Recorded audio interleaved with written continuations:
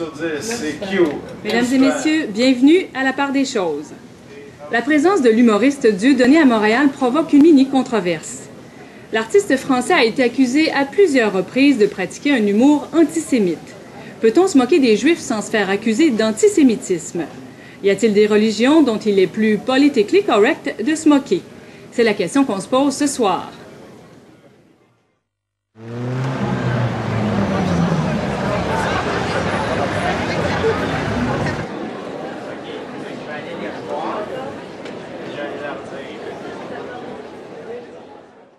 Je m'excuse. Je m'excuse au peuple élu. Pardonne à la bête que je suis les offenses proférées, mais je n'ai pas d'âme. Je ne suis qu'une bête. Mes paroles ne sont qu'un grognement instinctif, ça n'a aucun sens. Je me soumets à ta grandeur, ô peuple élu parmi les peuples. Pardonne à la bête.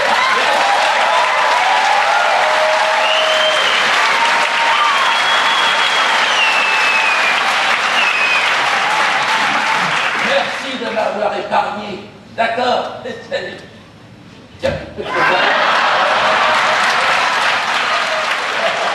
Après le spectacle, le verdict tombe.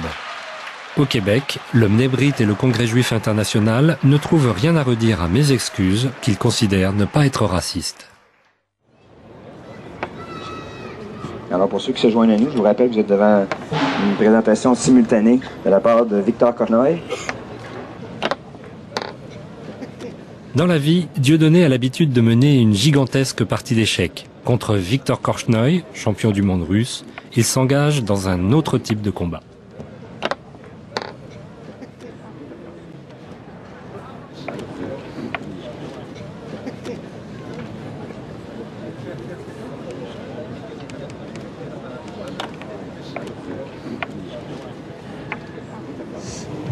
Donc, un abandon déjà. Pas grand chose à faire, je crois. Enfin, bon, la résistance, c'est de la résistance.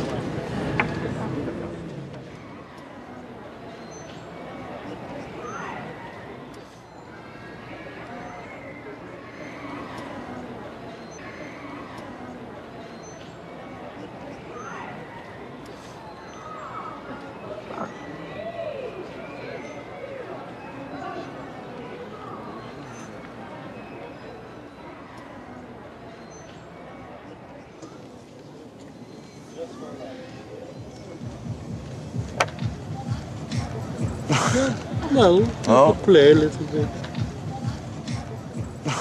Jouer contre Korchnoi, c'était bien, c'était bien. Mais c'était pas perdu non plus complètement. Non. On était dans une position où je pouvais lui échanger ma dame contre ces deux tours.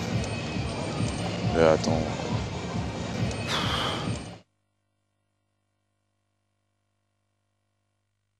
Le rabbin Haïm Korsia, conseiller du grand rabbin de France, avait envisagé d'emmener Dieudonné, parmi une centaine d'autres invités, lors d'un voyage du souvenir à Auschwitz. Devant le tollé provoqué par cette proposition, décision est finalement prise d'annuler la venue de l'humoriste. Moi, je voulais que tu prennes conscience d'abord, et tu l'as senti tout de suite, que ton sketch avait blessé des gens. Au-delà de ce que la justice peut dire. La justice, elle dit, d'après les lois, c'est pas antisémite. Mais les lois, c'est une chose, et la morale, c'en est une autre. C'est-à-dire que il y avait des gens qui étaient touchés, blessés dans ce qu'ils sont, d'où mon invitation. Mon invitation, c'était de dire, viens voir pourquoi ils sont si sensibles. Et je crois que tu as répondu à cela par une autre main tendue. Tu aurais pu considérer que je venais t'agresser, pas du tout. Ou que je venais te faire la leçon, pas du tout. Je suis venu te parler en équité, en égalité. Je n'étais ni un donneur de leçons pour toi, ni un censeur qui venait te dire c'est bien, c'est pas bien ce que tu as fait dans ta vie. Je te dis simplement, tu as une capacité de parole, tu es écouté probablement parce que les gens sentent que tu es sincère dans ce que tu fais, mais tu es comme tu es, un peu taquin parfois, un peu brouillon parfois, mais en tout cas sincère dans ce que tu fais. Et moi je pense que cette sincérité, elle est la colonne vertébrale de ce que tu es. Donc, mon idée était simple, viens voir ce qu'il y a, et après tu pourras parler en connaissance de cause, en sachant très bien que le simple fait de te mettre devant ce lieu, ça allait te faire percevoir peut-être au-delà de la loi, de ce que la loi dit. Bon, moi je pense que la loi a une vocation simple de retisser du lien avec les gens.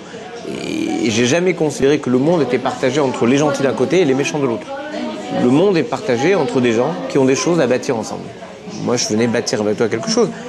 Je dois dire que De la même façon que toi, tu as pu être heurté par les attaques brutales des uns ou des autres contre toi, moi j'ai été stupéfait de la violence que ça a pu susciter chez certains et touché de l'adhésion de beaucoup à cette invitation qui était pour moi une parmi 120 autres invitations. Il y a 120 personnes dans le voyage, il y avait 120 personnes que j'ai invitées de la même façon.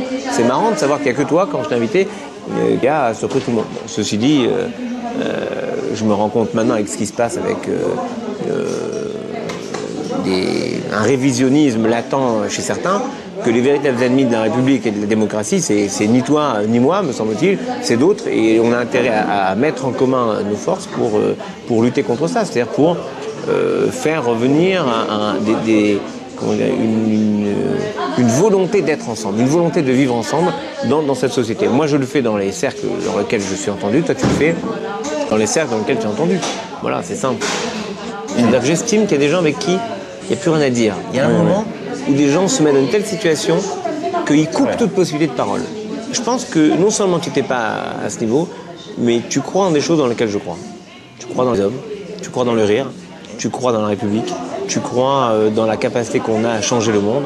Moi, je crois en ça aussi. Alors, de ce point de vue-là, j'assume cette invitation. Et le geste qui est important là-dedans, c'est je veux comprendre ce qui vous arrive. Et je comprends que c'est là que ça se passe, la spécificité de ce qui vous arrive.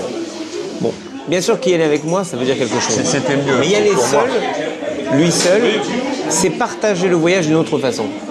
Bon, ben, en tout cas, si tu vois que les choses évoluent, n'hésite pas, moi je serai prêt à partir. Je suis sûr que c'est une excellente idée.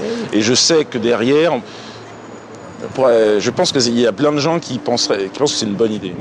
Surtout que voilà, le Front National est en train de bouger. Voilà. C'est eux les ennemis. Voilà, c'est nos ennemis communs. Ça marche. Ciao.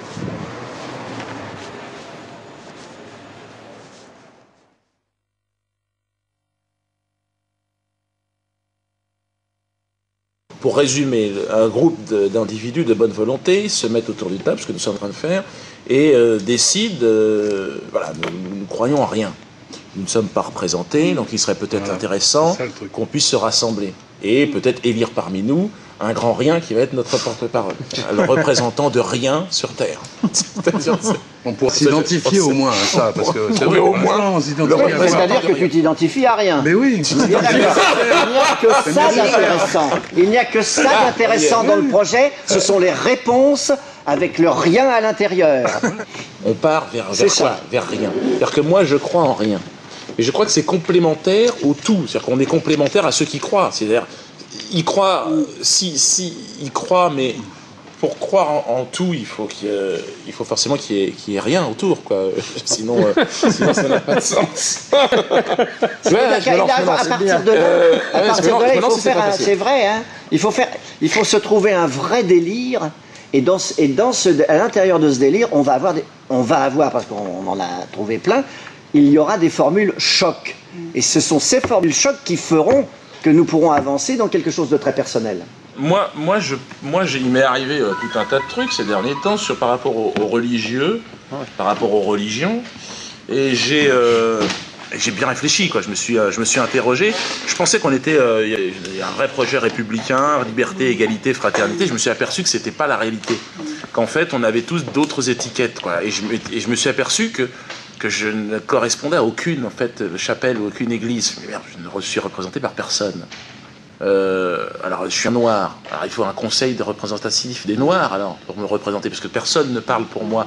Alors, quand tout d'un coup, je me suis aperçu qu'il y avait un communautarisme énorme. Et je me suis dit, pour combattre ces frontières, allons à l'origine de ces frontières, et j'ai l'impression qu'une grande partie de ces frontières se sont montées sur le sentiment religieux, sur le sang, sur la guerre, sur tout ce qu'on veut. Je l'ai ressenti au travers du travail de Daniel dans ce qu'il a fait, ça m'a toujours fait marrer, justement cette quête de la liberté d'expression, la liberté de penser. Moi j'ai l'impression que c'est simplement un groupe de libres penseurs, essentiellement des gens qui ont une utopie, qui est une sorte de liberté d'espace au niveau du champ de création, et je crois que l'idée d'une église athée aujourd'hui, c'est un truc qui fait mouche dans l'inconscient. J'ai l'impression que les gens, ils vont s'arrêter sur cette idée-là. Ouais, c'est fort.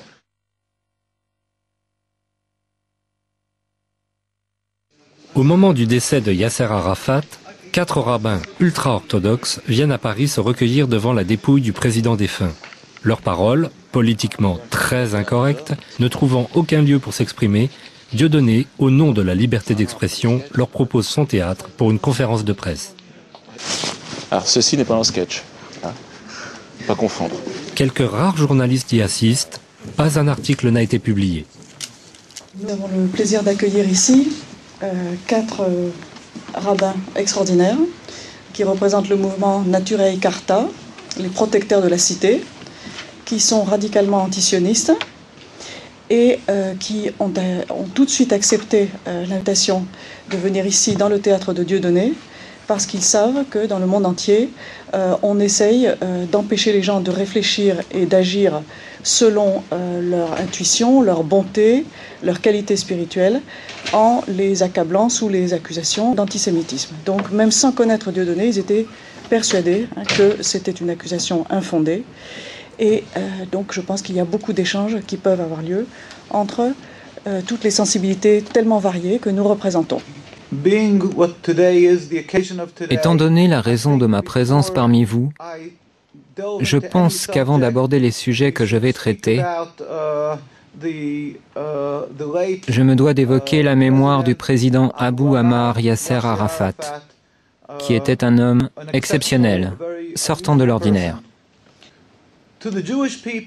Pour le peuple juif, contrairement à la croyance populaire, c'était également une personne à l'esprit clair.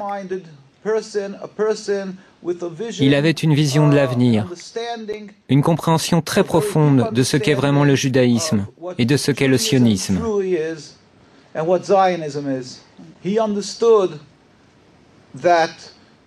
Il avait compris que le judaïsme est une sainte religion, plurimillénaire. Et il n'avait absolument aucune forme d'animosité, d'une quelconque façon, à l'encontre du judaïsme ou du peuple juif. Au contraire, il savait que le sionisme est très différent. C'est ce que j'expliquerai brièvement. Les sionistes, bien entendu, le dépeignirent sous les traits d'un antisémite, comme ils le font de n'importe qui, en Europe ou ailleurs dans le monde, qui tenterait de se dresser contre l'État criminel d'Israël et contre les agissements criminels qui émanent de l'État d'Israël. Ils affirment de manière automatique que cet opposant est antisémite, afin d'étouffer son opposition en la faisant passer pour une lutte contre Dieu. Ils donnent à croire que toute personne qui s'oppose au sionisme et à Israël serait quelqu'un qui blasphémerait la Bible et nourrirait de la haine envers les Juifs. Maintenant, je vais vous expliquer brièvement ce qu'est le sionisme. Comme je vous l'ai dit, le judaïsme est une religion plurimillénaire. Elle remonte aux patriarches Abraham, Isaac et Jacob. Le sionisme est à peine centenaire, créé par Theodor Herzl et ses amis, des gens totalement athées, des gens qui étaient totalement étrangers à la religion, qui détestaient la religion.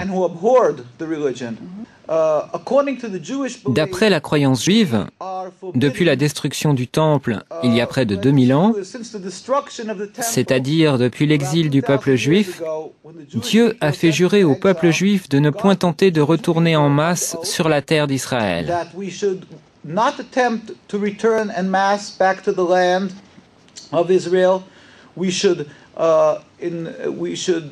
Nous ne devrions jamais nous rebeller contre une quelconque nation. Et nous ne devrions jamais rien tenter afin de mettre un terme au décret exilique émanant de Dieu. Seul Dieu, sans la moindre intervention humaine, peut mettre un terme à cet exil. Et Dieu est très compatissant.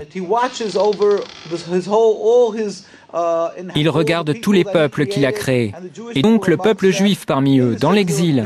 Et c'est quand il jugera le moment opportun qu'il mettra immédiatement un terme à l'exil. Il se produira alors une révolution métaphysique dans le monde.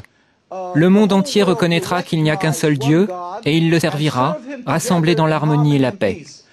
Nous n'utiliserons pas les armes, ni ne lancerons une offensive militaire pour convaincre les gens qu'il n'y a qu'un Dieu unique. Simplement, nous nous lèverons tous ensemble pour servir Dieu, ce à quoi un juif aspire, ce qu'il espère, ce pour quoi il prie. À l'époque, au début du